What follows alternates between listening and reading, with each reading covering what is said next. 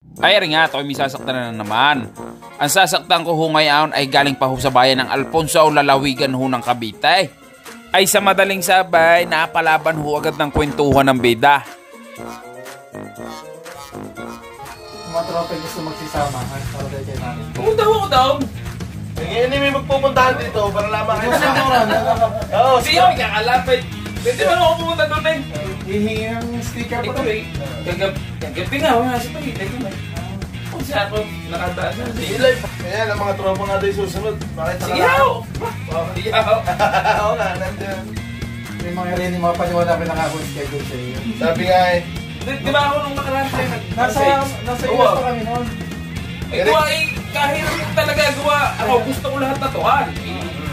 Eh, ako naman, isa, dadalawa naman ang kamay ko, makakapagpatupa ako. Pero nga yung isinend ko sa GC namin. Oo nga. Namin din eh. Sabi nung isa. Ayun, madala ko kayo sticker. Dami kong bigay. Pupunta dito pag sabi nung isa tropa namin eh. Last ako yung punit. Sabi ni Ken. Ay siya, ay nagkakahabaho tayo ng istorya, ay ang tatuho na ipapagawa ninyo ay hindi pa tayo nakakapag-umpisa. Ay di, rin na nga, at kami hong dalawa ni Sir ay nagpulang sa design ho na gagawin namin. Bali ho, ang gustong ipagawa sa akin ni Sir ay pudog. Gawa nga, gusto raw niya yan, wala raw pakialamanan. Ay di ba nga sabi ko sa inyo, napakadali kong kapulong. Aba, ay di sabi ko kay Sir, sige. Pero gusto raw niya magpabiktima sa akin sa ikaw ng bahala. Ay di ako'y pinabayaan na Sir na i-edit ko ang kanyang design. Ay di nung kami nagkaigay, aba, ay di iprinin ko na ho din sa aking Oser stencil printer. Areho ay available sa Osus Tattoo Supply. Ay nakalimutan ko hong ibida sa inyo. Are nga ho palang si Sir ay galing ho ng Sacramento doon ho sa USA.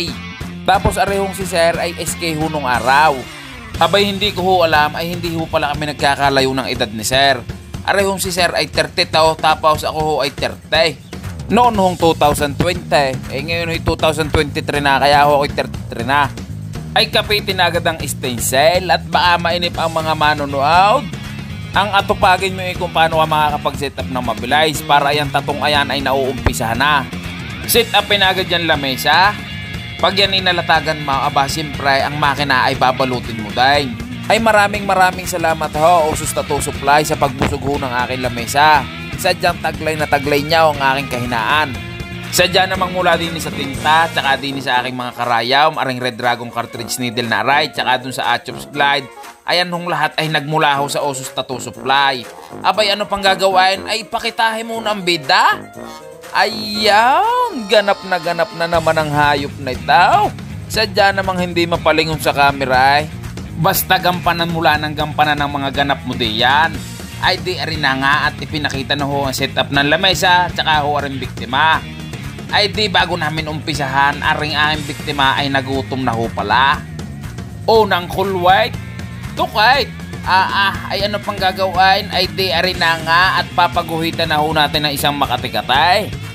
Unang guhit, punait. Sa padalawang guhit, lasa ko'y tiko mampuwait. Baghugar na, ang inuuna ko sadya ay aring parting ibaba. Para ho ang stencil ay hindi ho nabubura. Pero ho sa buhay, ang inuuna ko sadya ay ang aking pamilya. Gawa nga ha, sila ho ang pinamahalaga. Ay di nung mga oras yung aray, kami ho ni Sir ay nag-uusi saan. Sadya namang napakarami hong katanungan sa akin ni Sir tsaka ng kanyang kasamahan. Ay napag-usapan ho namin kung kailan ho ako nagsimula magtataw, tapos kung saan raw nagmula ang mga gamit ko. Aba di sabi ko kay Sir, ang una ko hong gamit na pantataw ay inassemble ko. Galing ho yun sa makina ng aking Tamiya at saka sa mga remote control na laruan ko. Nung ako ho ay nag-uumpisa, aba ay di ilan lang ho naniniwala sa akin. Hindi naman ho lahat ay gusto magpatataw. Gawa nga ha, wala naman akong gamit na maayos. Ako'y nakakatataw pero pailan-ilan lang. Ay sabi ko nga, napakahirap. Gawa nga wala akong maayos na gamit. Aba ay di hindi ka rin mababayaran ng maayos. Gawa nga, ang mga kliyente ang hahanapin ay yung maayos na gamit. Aba, ay si Sir hindi makontentaw. Aba, di tinanong pa ho uli ako. Ay paano ho ang ginawa ninyo kung wala ho kayong gamit na aon? Aba, di ako'y sumagot kay Sir. Ang sabi ko, Sir, ay di ako'y nag-ipawn. Ako ho ay nakakapag-hay na tattoo na aon. Ay doon ho sa mga hindi nakakaalam ay baka hindi nyo ho naiintindihan.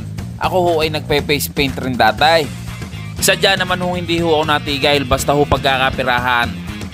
Kaya ho ako napapasok sa gayaon. Gawa nga ho, ako'y may kuya-kuya din ang kuya Jasper Palinsad, yung may-ari ho ng lobo ni Justin. Noon hong panahong ayaon, ako ho ay estudyante pa, kaya ho ako'y nakakasama. Gawa nga ho, hindi ho ako nakakapagtatuno ng madalas. Gawa nga ho, tuwing summer lang ako malakas ay. Doon lang ako nakakapagtataw at nakakapaghena. Ay palibasa nga doon ako na-istambay sa kanyang bilyaran. Ay di inalok ako. Ang sabi sa akin ng kuya Jasper, Aljaon, baka gusto mo sumama sa akin, magpe-face paint tayo. Ay isasama natin sa package ka. Aba, ay di sabi ko pwede nga at wala rin naman akong pinaggagawa. Ay di ayaw, binigyan ako ng kuya Jasper ng pagkakataon na makasama sa mga kung saan saan parte. Ay di doon ako nakapagsimula na makapag-face painting. Sadya naman kung saan saan rin nakakarating. Ay ang katwirang ka, wala rin naman akong paggagagawain. Ay di aray, magkakapira na nalilibang pa, tapos hindi pa ako nahingi ng allowance sa aking mama. Gawa nga pag ako'y nakakapag-face painting, ay di nagkakapira ho ang bida. Ayan ho din ang isa sa mga naging dahilan kaya ho ako'y nakabili ho ng aking mga gamit. Gawa nga ho, yung kinikita ko ho din sa pagpa-face painting tsaka ho sa paghihena, ay inipong ko ho para makabili ako ng maayos na mga makina. Ayan ho ang sinasabi ko sa inyo, gaya ho nang ikwento ko sa inyo nung nakaraan, yung mga gaya ho nung nahingi sa akin ng mga lumang gamit. Ay yung iba'y sinasabi ako raw ay madamot, ay hindi ho. Kaya ako nga rin kinikwento para matuto kayo na hindi pwedeng hingila ng hingay. Bago nyo naman ho ako nakita din sa kinatatayuan ka, ay hindi nyo ho nakita ang proseso. Ang nakikita nyo lang ho ngayon, aba, ay di yung maganda ng resulta. Diba nga ho sabi ko sa inyo, kilos ho, hindi pwedeng nakangangalaang. Tsaka areha, wag ho kayo magagalit, ay hindi naman kayo nagbo-vulcanize ay. Gawa nga ho, pag ikaw ay nagbo-vulcanize, mag-aabang ka lang kung kailan lang may mapaplatan. Hindi ka nakikilaws, hindi ka nagagawa ng paraan. Abay kikilusan ninyo mga pangarap ninyo. Hindi naman pwedeng iaasa ninyo ang mga pangarap ninyo sa iba. Areho ang tatandaan ninyo. Kayo mismo ang gagawa ng mga kapalaran ninyo. Abay daing lang ng daing, ayaw naman magsikilaws. Maghihintay raw kung kailan raw siya swirtehin. Huwag kang maniniwala sa swerte, malas ayaw. Isa pa yung mga mahihilig tumaya sa mga steel na yan. Alaga kayo ng alaga ng numeraw, hihintayin yung lumabas, ay mas maganda pa, mag-alaga kayo ng 45 days na manok. Pagka 45 days ay sadyang kukubrahin nyo na. Uulitin ko lang, how? Yun hong mga nakikita nyo ho sa akin ngayon, ayun ho ay trinabaho ka. Sabi ko nga how, ang nakita nyo lang how ay di yung magandang resulta. Hindi nyo ho nakita yung napakahirap na proseso. Pero sa tunay lang how, tayo ho pala'y nagkakahaba na naman ng istorya. Hindi ko ho namamalayan, arehong itinatatukaw ay tapos na pala. Ay siya, pakitahin muna ang resulta. Ayan, ay inip sa iyong manonood. Ayaw mo agad niyang hagurin pababa para nakikita na. Ay tangina Mile, sadya namang sagak na sagak. Ay kayo na ho ang bahalang sumintin siya kung ano sadya ang naging resulta.